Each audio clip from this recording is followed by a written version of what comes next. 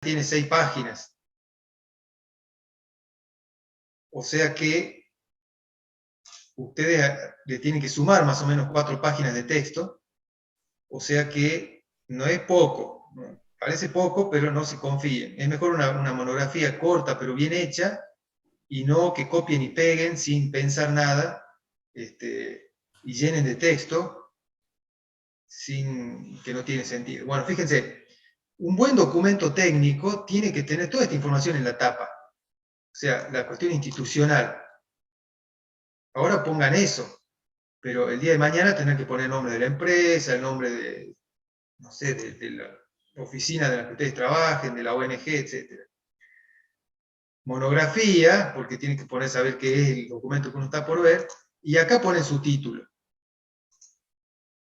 Por ejemplo, Movimiento Socioambiental y Justicia Ambiental. Bueno, ahí van a poner su título, que por supuesto tiene un tamaño diferente que el resto, un poco más grande, porque ustedes quieren resaltar el título. Siempre es lindo tener una linda foto en la tapa de un documento. Así que ahí incluyan su foto, la foto del movimiento que ustedes elijan, y abajo, por supuesto, quién y cuándo escribió este documento. O sea, parece una estupidez, pero son las cosas que muchas veces uno no ve en los documentos que escriben los alumnos. No ponen quiénes son, ni la fecha, no se toma el trabajo de buscar una foto, no se sabe de dónde viene ese documento, si es de una universidad, si es de una ONG, etcétera, etcétera. Esta es la tapa, que no tiene que ser muy así fantasiosa, pero tiene que tener toda esa información. Documento, que se llama el encabezado y el pie de página. Bueno, ahí utilicen el encabezado del pie de página, la función de encabezado del pie de página, para poner acá, por ejemplo, el nombre. En todas las páginas va a aparecer arriba el título de la monografía. Acá abajo se puede poner el número de página, pero también pueden agregar otras cosas en el pie de página. Pueden poner un encabezado en la página par, por ejemplo, página impar, nombre y apellido. En la página impar, o en la par, no sé, en la otra, el título. Fíjense que esa parte tiene que hacer doble clic en esa zona. Otra vez repiten el título en la primera página. Repiten el título, porque una vez que uno abre la carátula, generalmente la carátula del lado de atrás no tiene nada. Si ustedes miran una vista para imprimir de esta monografía, van a ver que, vamos a mostrar 2 páginas, van a ver que ese es el título, la carátula, y atrás de la carátula,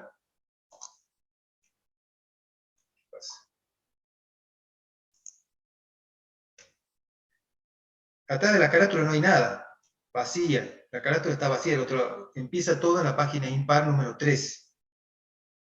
Y fíjense que la página par tiene tiene acá arriba un encabezado diferente de la página impar. Bueno, detalles de formato. ¿Alguien sabe cómo hacer una tabla de contenidos?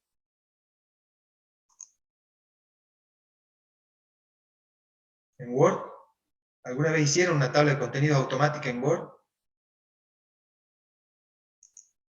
Bueno, ven que no saben usar el Word. Ahí tienen algunos textos acá que lo van a guiar de cómo tienen que hacer esa tabla de contenido, pero cualquier cosa búsquense un tutorial y háganla bien a la tabla de contenido. No se tipea la tabla de contenidos. ¿Cómo se hace una tabla de contenido? Por empezar, no se empieza en la tabla de contenido, sino que se empieza en los títulos que yo quiero poner en mi monografía. Entonces, ¿cómo se ponen los títulos? Bueno, yo selecciono lo que yo quiero que sea un título, y acá en la zona de edición, de inicio, acá tengo un montón de distintos tipos de letra y tipos de fuentes de títulos. Título 2, 3, 4, 5, subtítulo, énfasis, etcétera, etcétera. Bueno, si ustedes seleccionan para estos pedazos de texto. Una de estas opciones de título, por ejemplo, título 1. Después, bueno, todo esto son título 1. Referencia de título 2. Seleccionan título 2. Si dentro de estos títulos grandes ponen uno más chiquito y le ponen título 2, una vez que tengan todo eso hecho, recién ahí se van al comienzo, se ponen en la pestaña de referencias, tabla de contenido,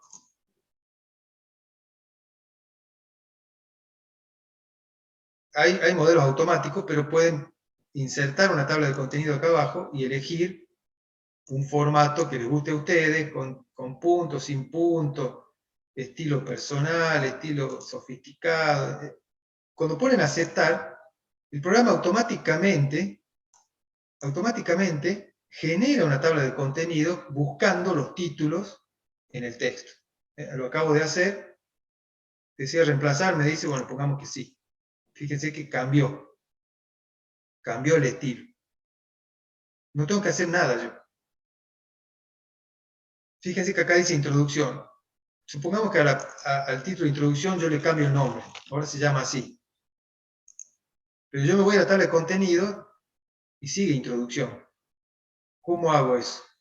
Bueno, eso se hace de varias formas. Una es marcar la tabla, apretar el botón derecho y actualizar campos. Y fíjense que ahora en vez de decir introducción aparece el nuevo título.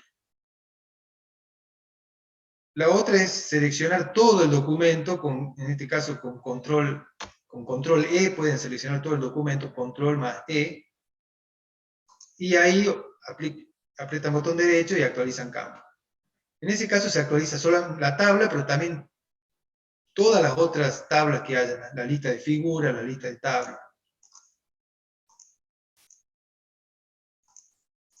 Bueno, ahí se actualizó todo. ¿Sí? Bueno, detalle de Word. Lo mismo para las figuras y las tablas. Si ustedes van a poner una tabla acá, imagínense que hagan insertar tabla, e inserten una tabla así. Y acá ponen cosas en la tabla, año y números. Bueno. Y ustedes le quieren poner un nombre a esa tabla. No es ponerse a escribir tabla 1 y escribir lo que quieren poner. No, no, no. Las tablas se le inserta un título a la tabla desde el Word. ¿Cómo se hace eso? Pongámonos, imaginemos que vamos a estar acá. Otra vez, en la pestaña de referencias, yo pongo insertar título, acá. ¿Qué título? Ahí dice ilustración 1, pero no, yo no quiero ilustración 1. Entonces acá hay un menú donde hay un montón, figura, figure, ilustración, tabla, table. Bueno, tabla, elegimos tabla. Aceptar. Y ahí se pone la tabla, el título de la tabla.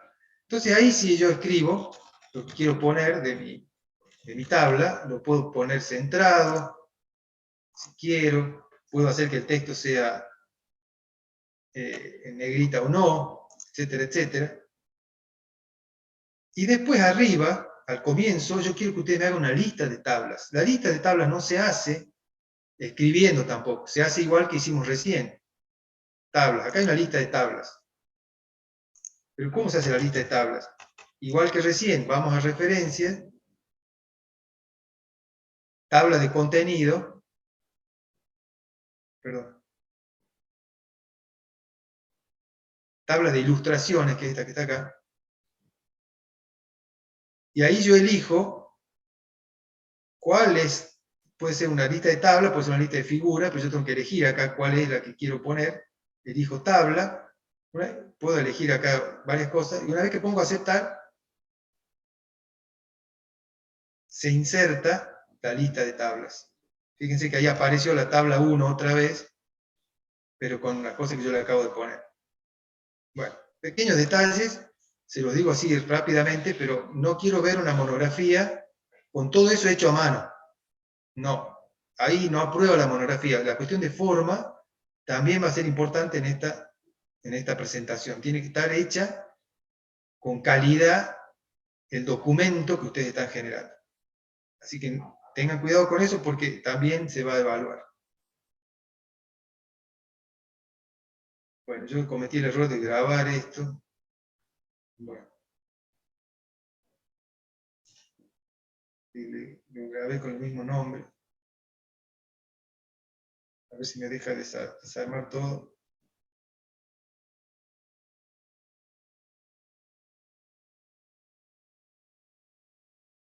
Bueno, ahí está igual que antes.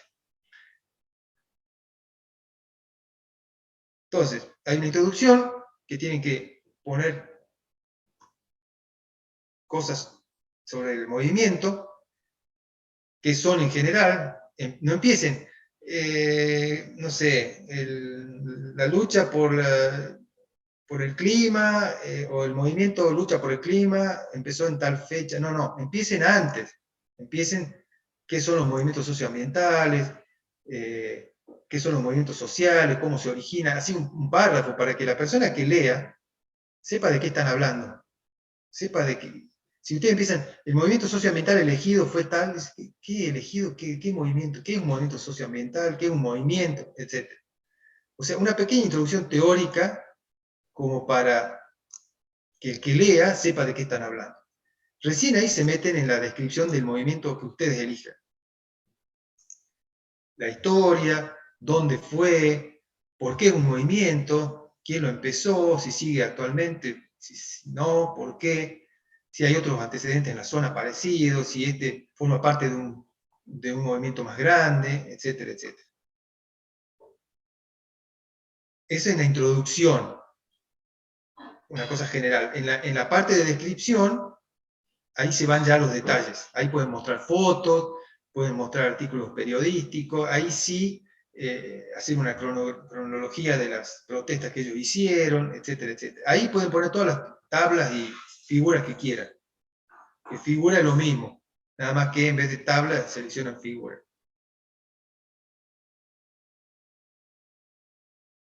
Lo mismo cuando ponen en el texto, ¿no? En el texto no es poner en la tabla 1, en la tabla 2, sino ustedes tienen que poner, voy a cambiar el nombre de esto.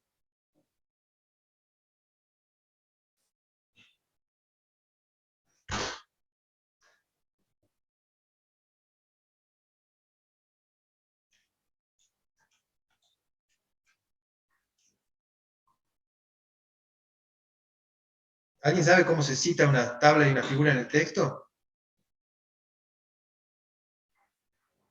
No, usted, bueno, ahí tienen que poner, por ejemplo, como se puede ver en la... No ponen tabla 1, ustedes quieren poner tabla 1, pero no ponen tabla 1, ¿qué hacen? Se van a referencias, y acá ponen referencia cruzada. Entonces, acá, ¿qué quieren referenciar? Buscan acá, en el elemento, buscan tabla. ¿Cuál tabla quieren citar? ¿La 1 o la 2? Bueno, la 1. ¿Quieren que esté todo el texto de la leyenda o no? Solamente el rótulo y el número. Solamente el rótulo y el número. Entonces ponen insertar. Entonces, como puede verse, en la tabla 1 se puso solo el movimiento socioambiental, etcétera, elegido, y ahí ponen todo el texto. ¿Sí? ¿Por qué? ¿Qué es lo bueno de eso? Imaginemos que yo la tabla 1 la saco de acá y la pongo acá al final. Vamos a hacer otra cosa.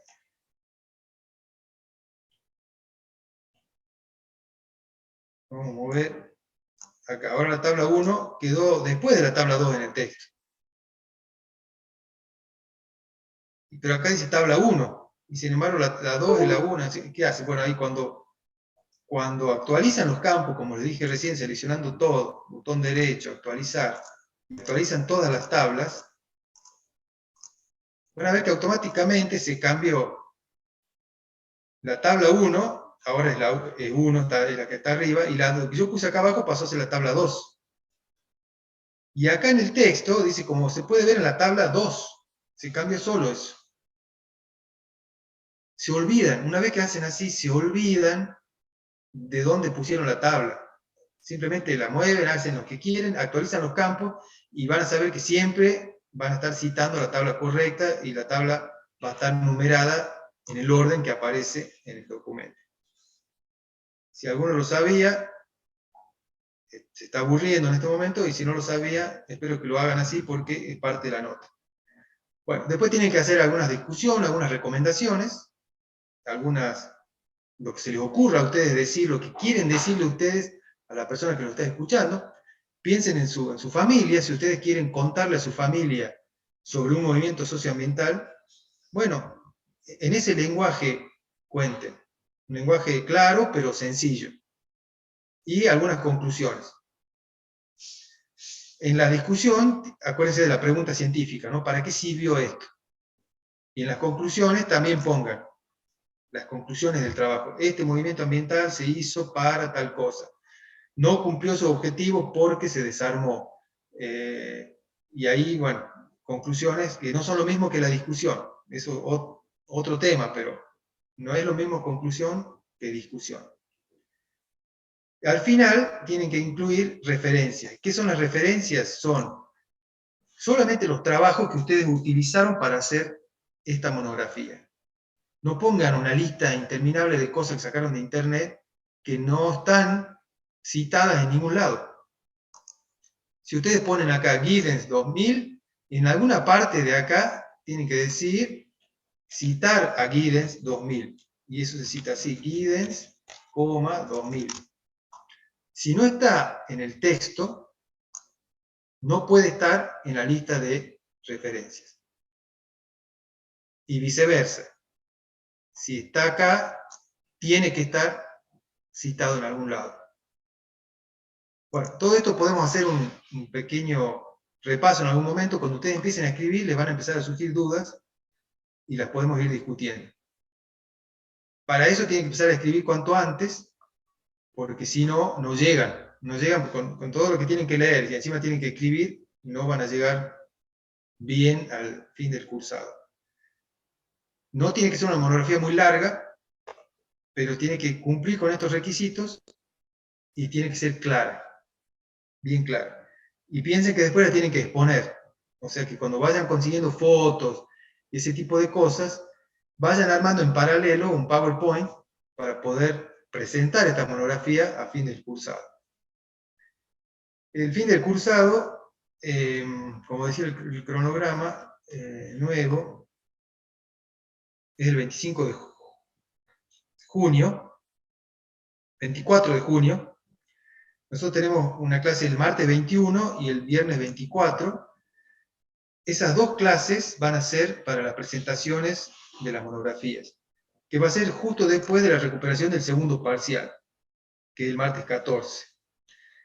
Y yo para esa fecha ya voy a estar de vuelta, si todo sale bien, voy a estar para la recuperación del segundo parcial, y quiero escuchar todas las presentaciones de las monografías, el martes 21 y el viernes 24. Así que nos vamos a tener que organizar para que en esos dos días puedan exponer todos. Organícense en grupos o en forma individual o de a dos, como quieran, para las monografías. En un grupo, si hay 5 personas y uno solo trabaja, la nota va para todos. No me vengan a decir, no, profesor, lo que pasa es que en mi grupo no me ayudaron. No, lo siento. Esa dinámica del grupo es algo que ustedes también tienen que empezar a manejar. Tienen que empezar a saber cómo hacer para que en un grupo trabajen todos, sepárense las tareas, lean en forma diferente diferentes cosas. Uno se encarga del PowerPoint, el otro del Word.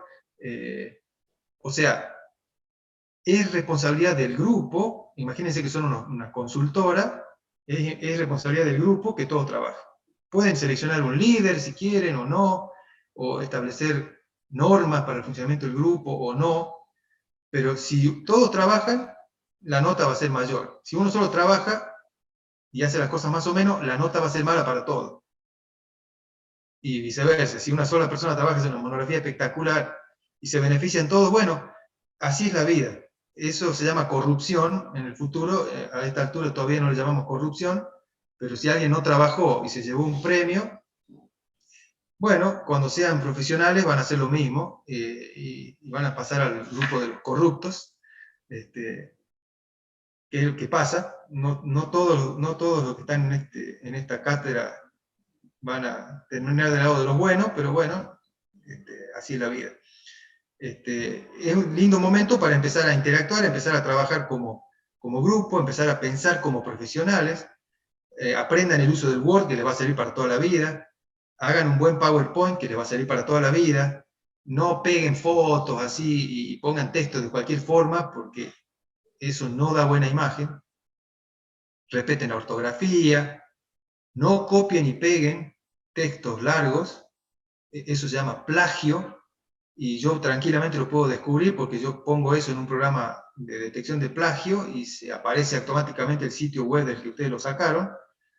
Si una monografía tiene plagio, tampoco aprueba, tienen que ser textos originales de ustedes. Por supuesto, uno trabaja sobre un texto, lo modifica, lo adapta, pero no hagan copie y pegue. Y que tampoco se vean distintas fuentes en el texto, o sea, cuando peguen sin formato en el Word, para que se respete el formato original que ustedes eligieron, que lo pueden cambiar, ¿no? Si ustedes quieren cambiar ese formato de plantilla, esa plantilla de monografía, cámbienla, no tengo problema.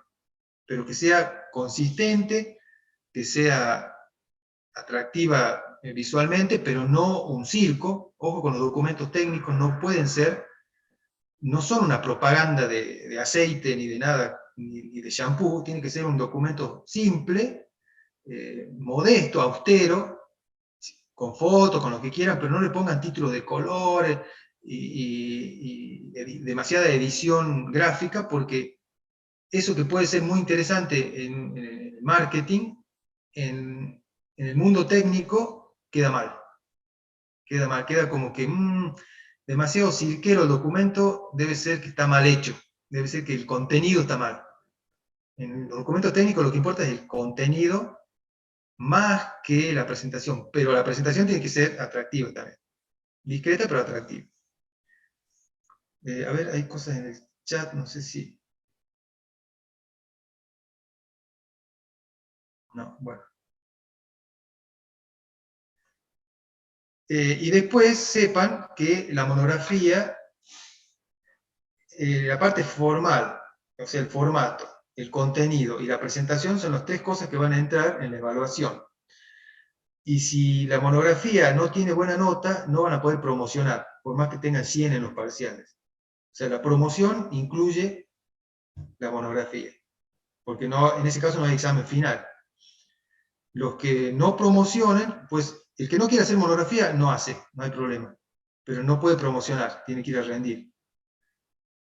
En el examen final, ustedes pueden rendir la materia con un examen o también hacer una monografía. Eso también es una opción. Hay gente que está rindiendo ahora de otros años presentando una monografía porque no tuvieron tiempo, porque no pudieron, etc. O sea, las posibilidades son muchas, pero la que elijan la tienen que respetar. Y la nota, por supuesto, creo que es arriba de 7 para poder promocionar, tanto los parciales como la monografía. Si alguien dice, no, yo no quiero trabajar sobre el movimiento socioambiental, quiero trabajar sobre este problema socioambiental de mi pueblo, o porque yo participo de este problema en un grupo y quiero hablar sobre ese tema, puede ser también. Plantéenlo y lo charlamos. Pero en principio la idea es que trabajemos sobre movimientos socioambientales, que ustedes conozcan los que hay, sepan describirlo, hagan un buen documento y puedan valorar hasta qué punto estos movimientos sirven para algo o no. Lo que digan está bien, lo tienen que defender bien. Si ponen que no sirvió para nada, bueno, ¿por qué? ¿Y qué harían ustedes? Y si dicen que sirvió, digan qué cambiaron, si hubo una ley nueva, si se cerró una fábrica, si no sé, si hubo una multa, etc. Bueno, no sé si tienen preguntas o consultas. Ana, no sé si querés comentar algo de la monografía sobre el proceso de control durante el cursado.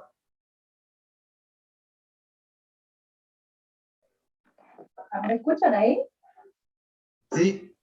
Voy a obviar la cámara porque se me corta mucho, está muy mala la conexión. Si querés decir hola Lucas, acá José Volante está escuchando tu clase. José Volante. ¿Cómo está, profesor? ¿Cómo anda, doctor? Dicen bien, acá con el tema este del ordenamiento territorial. Bueno, a los que no lo conocen, José Volante es licenciado en Recursos Naturales, no y Medio Ambiente, como yo también, somos los originales, nosotros licenciados en Recursos Naturales. Él es doctor en Ciencias Ambientales, o no me acuerdo el título de Agropecuarias. Ciencias Agropecuarias de la UBA, y él trabaja en el INTA, tiene un cargo muy alto en el INTA, y es experto en ordenamiento territorial, y es un poco la persona que está coordinando desde las sombras, digamos, un poco, pero en definitiva es él el que está coordinando. Junto con Ana, que es la que es la que lleva adelante toda la parte de organización y coordinación de esto, ¿sí? Del ordenamiento territorial de los bosques nativos, el nuevo mapa de OTBN en el que nos metimos un poco todos, estamos en la cátedra metidos, pero Ana está full con eso, yo desde lejos lo que puedo, y José, que es el experto, es el que va a coordinar todo eso. No sé si querés contar algo, José, en qué etapa está eso o no. Sí, bueno, un gusto estar acá con ustedes, de casualidad, digamos así, pero bueno, el, el proceso de ordenamiento territorial requiere revisiones que se hacen cada 5 años, y la provincia de Salta hizo esos procesos, pero siempre terminaron truncos, o sea que bajo el punto de vista formal, esa revisión todavía no, desde el año 2008, que fue sancionada la ley en Salta, que tuvo, digamos, un carácter normativo formal, desde el 2008 hasta la fecha no hubo revisión. Sí se hicieron intentos. Así que bueno, estamos ahora en un nuevo intento, tratando de aplicar todo el conocimiento que fuimos adquiriendo durante estos últimos tiempos entre el INTA, el CONICET, la universidad, y bueno, y entonces sumando distintos dispositivos y aproximaciones metodológicas, hicimos una propuesta a la provincia para tratar de hacer lo más transparente posible y con herramientas metodológicas objetivas